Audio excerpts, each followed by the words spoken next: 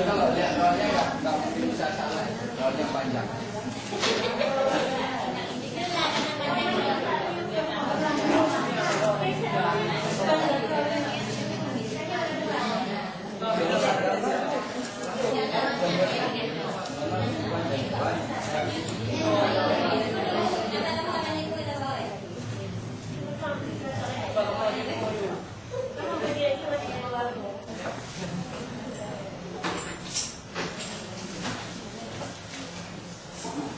Ada gini ya Bu ya, Pak. Kita sharing sebentar untuk membuat indikator.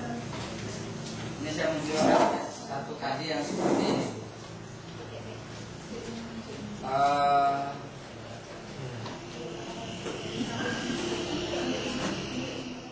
Indikator atau beberapa indikator hewan dan tumbuhan yang dimaksud harus diperjelas. Contohnya batasan. Mungkin saya gini saja mengamati pertumbuhan kacang hijau. Ketika saya mengajar kacang hijau, itu telah mewakili seluruh instrumen daripada semua tumbuhan. Di mana tumbuhan itu mulai dari biji, mungkin yang sifatnya biji, yang bukan sifat tunas. Biji, kecambah, tumbuh kecambah, tumbuh daun, tumbuh akar, selesai. Semua pohon juga demikian. Sama juga dengan pertanyaan seperti ini Bu ya. Sebutkan nama pahlawan nasional. Atau di atasnya ada indikator seperti ini, menyebutkan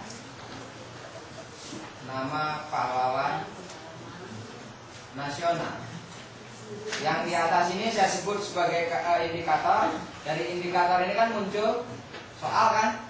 Soal itu muncul karena sebuah indikator.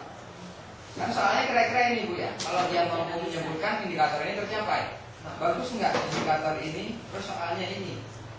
Kalau ada anak yang pintar, ini anaknya nggak pulang-pulang, nggak ada batasan, terlalu luas. Ayo Bu, Ibu aja kalau besok jawab semua nggak pulang sampai besok. Banyak kali nama pahlawan, nggak mungkin kita sebutkan semua.